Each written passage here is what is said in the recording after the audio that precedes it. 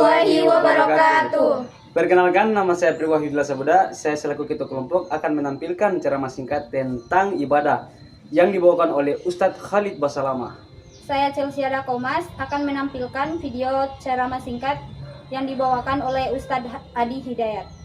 Saya Yuangreina Sloman akan menampilkan ceramah singkat tentang ibadah yang dibawakan oleh Ustazah Oki Setiana Dewi. Saya Yayu Putri Alvina Masanafi akan menampilkan ceramah singkat yang dibawakan oleh Ustadz Hanan Apakir. Saya Natasha Fabelia Peputungan akan menampilkan ceramah singkat yang akan dibawakan oleh Ustazah Halimah Alaidrus. Dan juga di garis bawahi poin ini ya, ini sering saya bahasakan, tapi ini saya ulangi mungkin karena cukup lama kita libur kemarin. Ikhwani, orang berbuat amal soleh itu ada kenikmatannya. Orang buat dosa ada kenikmatannya. Tapi dua kenikmatan ini mustahil bersatu, nggak bisa.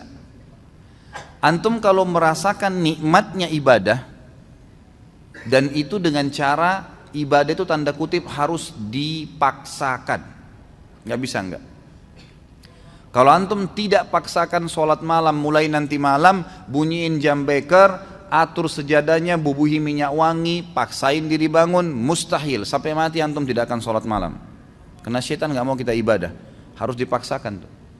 Kalau kita tidak paksakan, jalan ke rak buku kita di rumah yang kita taruh Al-Quran, paksakan jalan ke sana, ngambil Qurannya, paksakan baca selembar sehari, tidak bakal dibaca sampai kita meninggal. Mungkin sampai anak cucu kita juga tidak sentuh Quran itu. Mereka cuma mengenang, oh itu Quran nenek dan kakek saya. Nggak bisa kalau dipaksain.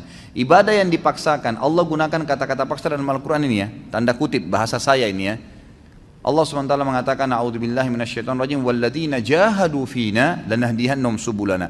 Orang yang memaksakan diri ke jalan kami akan pandu menuju ke jalan-jalan kami. Kalau kita biasakan paksakan diri, sesuatu yang dipaksakan di awalnya itu nanti akan menjadi sebuah kebiasaan. Kalau dia kebaikan maka akan baik tuh.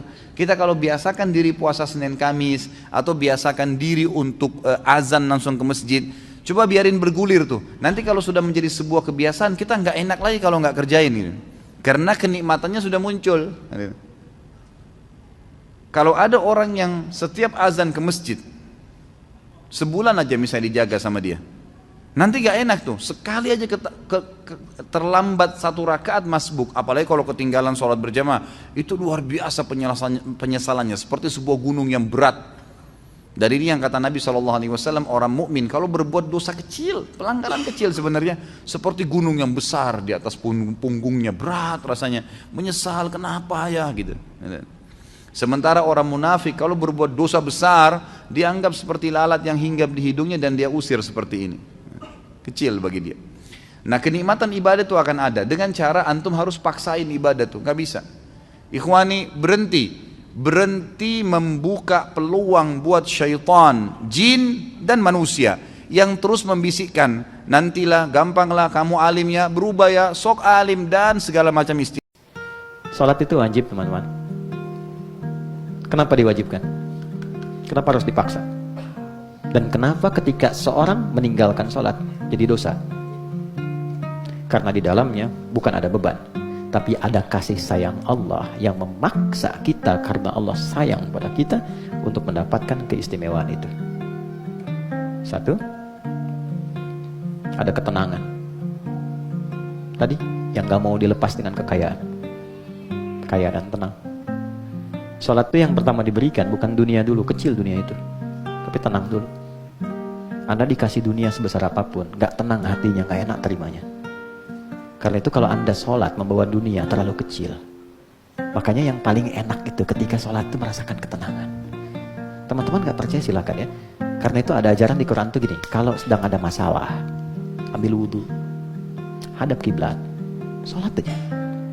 Walaupun solusi belum datang, tapi ketenangan tuh hadir. Lebih enak rasanya. Sujudnya nikmat gitu.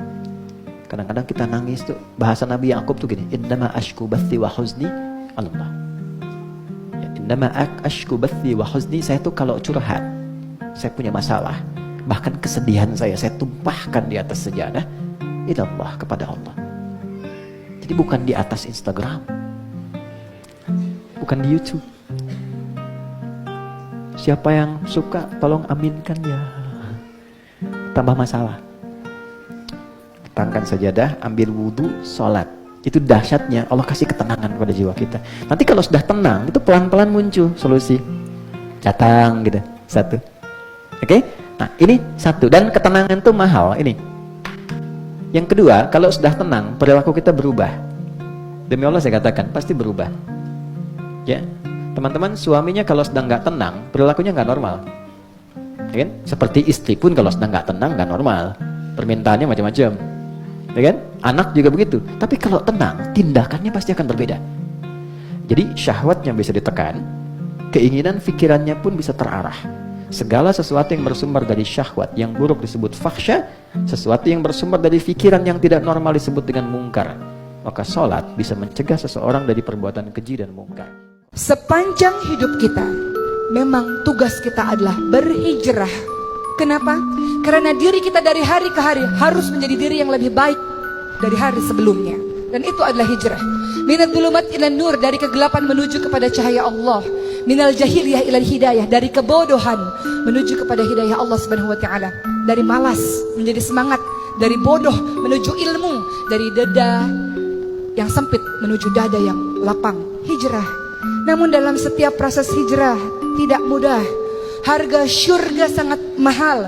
Tidak bisa dimasuki oleh orang-orang yang tidak terbukti pengorbanannya di jalan Allah Subhanahu wa taala. Perhatikan surah Al-Ankabut ayat 2. Ahasiban nasu ayutraku ayyaqulu amana wa hum la yuftanun. Apakah kamu semua mengira akan dibiarkan begitu saja ketika mengatakan saya beriman, saya berhijrah, saya jadi orang baik, saya mau menjadi orang yang lebih taat, sementara kamu semua tidak diuji. Begitu kata Allah. Maka Allah akan memberikan berbagai macam ujian di dalam kehidupan kita, dalam proses kita ingin jadi orang yang lebih baik. Teman-teman, tentang pentingnya belajar ikhlas, dan ikhlas ini termasuk salah satu di antara ibadah juga. Jadi sekedar ikhlas saja itu udah ibadah. Sekedar niat aja itu udah ibadah. Belum melakukan udah jadi ibadah. Bukankah Nabi mengatakan siapa yang berniat berbuat baik lalu jadi melakukannya, maka dia mendapatkan 10 pahala kebaikan. Kalau dia berniat berbuat baik, tidak jadi melakukannya, maka dia mendapatkan 1 pahala kebaikan. Siapa yang berniat berbuat buruk, jadi melakukannya, maka dia dapat 1 dosa. Siapa yang berniat berbuat buruk, tidak jadi melakukannya, dia dapat 1 pahala. Allah baik banget ya. Niat aja dikasih pahala, baru niat tuh. Sehingga para ulama mengatakan, kalau begitu, ayo kita berniat yang banyak. Dan memperbanyak niat itu disebut dengan istilah ta'addudin niyah. Memperbanyak niat-niat yang baik. Ramadan, teman-teman saudaraku sekalian, buatlah itu menjadi sesuatu hal yang spesial antaramu sama Allah. Saya tahu kalau urusan puasanya udah nggak bisa riak lagi kalau puasa Ramadan. Orang sedunia semua puasa. Jadi udah agak-agak susah mau buat riak. Tapi ibadah-ibadah yang lain buat jadi rahasia antaramu sama Allah. Berapa banyak Qur'anmu, berapa banyak ibadahmu, berapa banyak zikirmu, berapa banyak istighfarmu, berapa banyak tangisan antaramu sama Allah, berapa banyak taubatmu di mata Allah. Betapa kamu selama puasa berusaha untuk tidak keluar kalimat kasar, kalimat kotor. Jadikan itu antaramu sama Allah. Sedekahmu berapa banyak, sembunyikan. Saudara sekalian, sembunyikan selama bulan Ramadan.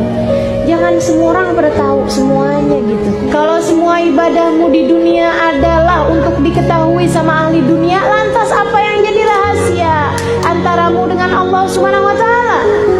Kalau semua ibadahmu di dunia diketahui sama semua ahli dunia, lantas apa yang akan menjadi rahasia antaramu dengan ahli akhirat? Lantas apa yang jadi rahasiamu antaramu dengan Maliki Yaumiddin, penguasa hari kebangkitan?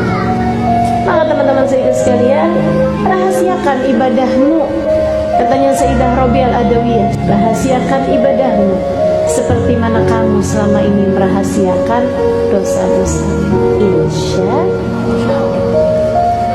Karena kita tahu ibadah itu semakin rahasia, Allah semakin suka.